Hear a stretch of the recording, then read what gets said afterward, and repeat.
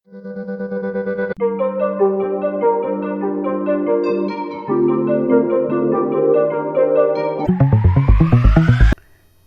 के स्वतंत्रता संग्राम की जब भी चर्चा की जाएगी 1857 के महान योद्धा तात्या टोपे का नाम बहुत ही सम्मान से लिया जाएगा।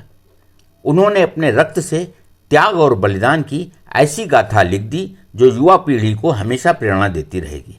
अदम्य शौर्य, रण कौशल, चातुर्य और संगठन क्षमता के बूते अंग्रेजों को अपना लोहा मनवाने वाले इस महान योद्धा का जन्म 16 फरवरी 1814 को महाराष्ट्र में नासिक के निकट येवला नामक गांव में एक ब्राह्मण परिवार में हुआ था।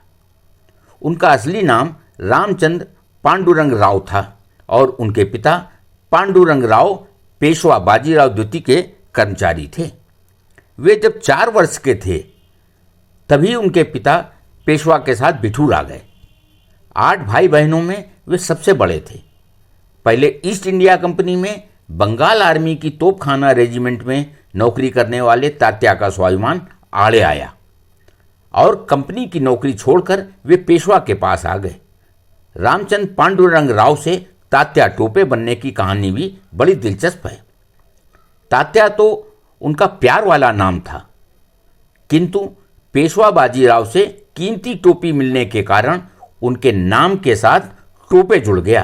वे उस टोपी को बड़े सम्मान से पहनते थे। 1857 की क्रांति की चिंगारी कानपुर भी आई।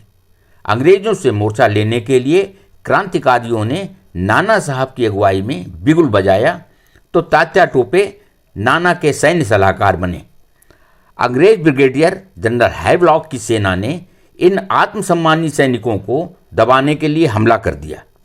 भयंकर युद्ध हुआ जिसमें 16 जुलाई 1857 को तात्या की पराजय हुई और उन्हें कानपुर छोड़ना पड़ा।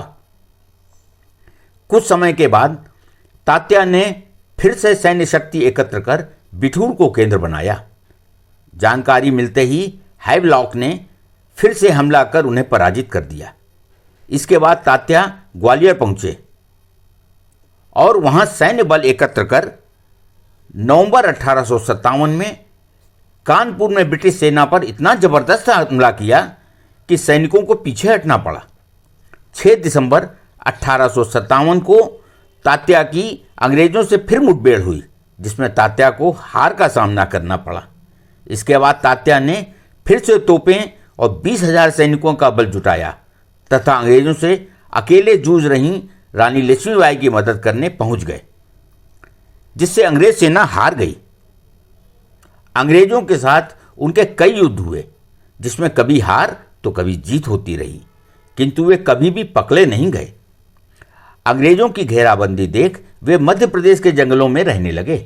8 अप्रैल 1859 को अंग्रेजों ने उन्हें सोते समय पकड़ लिया। 15 अप्रैल 1859 को शिवपुरी में तात्या टोपे का कोर्ट मार्शल किया गया।